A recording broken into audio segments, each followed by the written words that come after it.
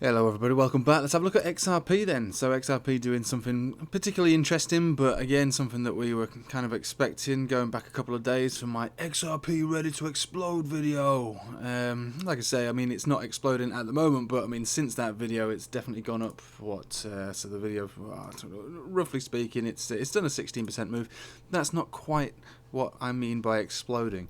Right, so again, you know, a lot of people watch these videos and expect that the move should take place instantly the second the video has ended, but obviously that's not how it works. But the setup is there, and that's the thing to hold on to. We've got the setup, so the setup is valid, and it should hopefully play out. You know, when you get a setup, it's about balancing the odds.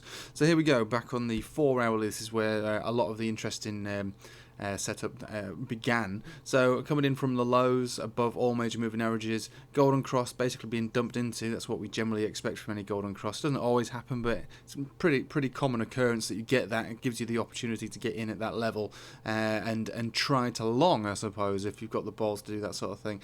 And since then, you know, it's gone from strength to strength. Like I say, it's not quite exploding, but it's definitely uptrending. It's beating the majority of the market. It's one of the top performers of the top cap altcoins. And again, I make these videos not to get the views, but when there's a setup that's relevant, I will talk about it. I know XRP often gets good response from YouTube, but I don't make videos every day for the sake of it. When we get a good setup, then yeah, it's worth talking about. So that's your 4 hour. 6 hours also got the golden cross, and again, he's adding strength to strength for the big move up here, consolidated to the 21 exponential, where we started to move from here. Now, obviously, the daily has never been, you know, it didn't run its course. It didn't go into a full bear market or anything like that. It didn't crunch back down below the 200 exponential. And for XRP, anytime you come down to a 200 exponential on a daily, it's always worth taking the risk on it, right? Because it's got such a good relationship with this 200 exponential. Whether you're bullish or bearish, we will always come up to test it. So bull markets come down to retest it. Boing, and that was a bit squeaky bum time, but that was to do with a SEC situation. Massive response thereafter. Big massive pullback as a result of the market pulling back. But you know, if we think about what was going on here, I mean the market pulled back massively. 200 exponential got held, and nice response, but it finally did give up. And then when we've reclaimed that, we started this nice big run. This is our major resistance area here between the $1.32 to $1.45, and then a major resistance at about $1.53. But I'm very hopeful in the way that this is shaping up, right? It's looking like a very nice chart. And again, you know, not that we look at every single time frame very often, but I suppose it's worth entertaining, you know, every last little piece of bullish information, you know, when we do have it. And the 12 hourly is, provided we're above this Ichimoku cloud on the Chiku span, not the price. The price obviously needs to be above the cloud, but the Chiku span, if we can close a 12 hourly candle above $1.18, we'll call it $1.19 really, just to be safe.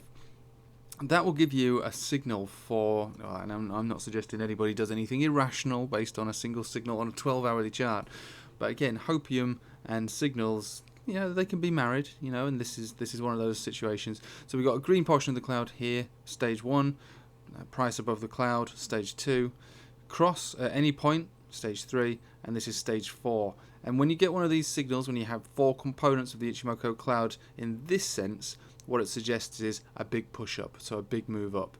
So we're looking for this candle to close, which will close in just over 3 hours, right?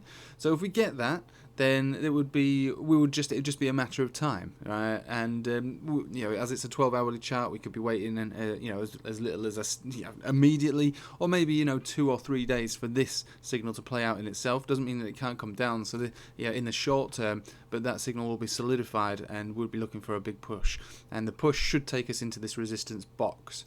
The response that we get in the box will be very telling to see how powerful that this move is going to be, and if we can push up beyond that, then it's the $1.53, and then after $1.53, to be honest, it's getting close to not a blue sky breakout, but you know, pushing up to its previous top, right, $1.84.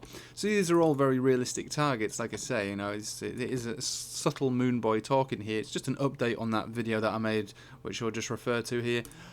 XRP ready to explode. I'm not a massive moon boy or anything like that, but you know, and it is relatively clickbaity, but it's based upon technicals. So I am looking for this to continue, definitely. The only drawback, the only problem that will be given to us by Bitcoin. And we've been looking at this for a day or two now. The money flow index on the daily here for Bitcoin itself is 94.4, which is quite high. In fact, we were looking on the live stream last night. We referenced this. We zoomed back on this Binance chart. It's the highest it's been since the parabolic top in 2017 into 18, so that was the $20,000 top. Now this doesn't mean anything particularly in its own right. I mean, things can always get overheated and overextended, but when something on a money flow index gets that high, it usually suggests that it can't go a great deal higher before it has to come down. So there is a looming threat, basically, of a greater pullback. Not a massive dump, not a bear market, not a crushing demise of price, but it's pretty extended on that. And again, this is just a daily, right? So I know that we referenced just back a minute ago the 2017 top, right? That doesn't mean that this is approaching that kind of considerable top, because we look at the weekly, and the money flow index on the weekly marked a very considerable top over here. Again, this is the 2017 top. This is the 2019 top. It's 2020 to 21 top, and those are the more important things. And if we look at the weekly over here, it's no way near toppy, but the daily is, and so the daily does offer the potential of a pullback at any moment, really, at any moment. It doesn't mean that it can't go up, of course it can. Money flow index isn't the best indicator to spot to the dollar where the top would be, but it does give you a little insight into how much further it can go before there is a greater pullback. And this has been very bullish on Bitcoin, if you think about what we're looking at here. So we hit our major area of support down here, reclaimed the 200 exponential, and then basically from there, no moving averages were even tagged. The buying pressure is just so amazing and phenomenal that the money flow is basically getting overextended anyway. This is more than just an uptrend. This was essentially a very, very strong rally. Again, you know, the buying pressure is unlike anything we've seen in a long time.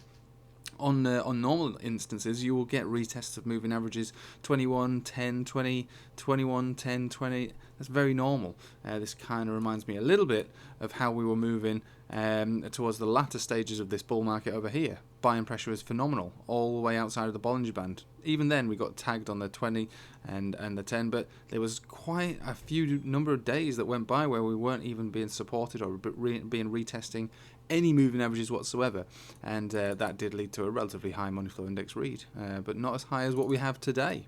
So like I say, I mean, the buying pressure is phenomenal, and when you get that sort of thing, it can defy the chart to a large extent, but it would be, I suppose, in you know, the operative phrase for me is technically on borrowed time before a pullback is required, and it is just required. It's not as unlikely to have continuation, but it would be required. So that's the only thing that's going to cast a bit of doubt on the setup that we've got for XRP. But the continuation should whether we pull back and then have a very nice bounce, which is what I'd expect, and continue, because the setup is still very good, or if we continue in the immediate terms based on this 4-hourly chart that we're looking to hopefully close above that $1.19 zone to get the push into the resistance zone. So yeah, I'm still all for it. So my original video the other day, even though it was only 2 days old, like I say, people watching go, it's not pumped. It hasn't moved. You said it would explode. And by the time the video was over, it was exactly the same price. Well, I mean, yeah, that's your problem, I'm afraid. That's that's not a problem with the chart. That's your problem. You've got the patience of a goldfish, so you just, you're going to have a little word with yourself. The setup is valid, and it's still valid. In fact, it's just getting stronger. So I'm very much in favour of this working out. Whether it's today, tomorrow, next week, or the week after, it will take a hell of a collapse to void the setups that we have going on here. We'd have to be closing candle bodies, but pretty much below $1 for this to break down completely. Anyway, I'll leave it with you there, but thank you for watching. I hope you have a nice day, and take it easy.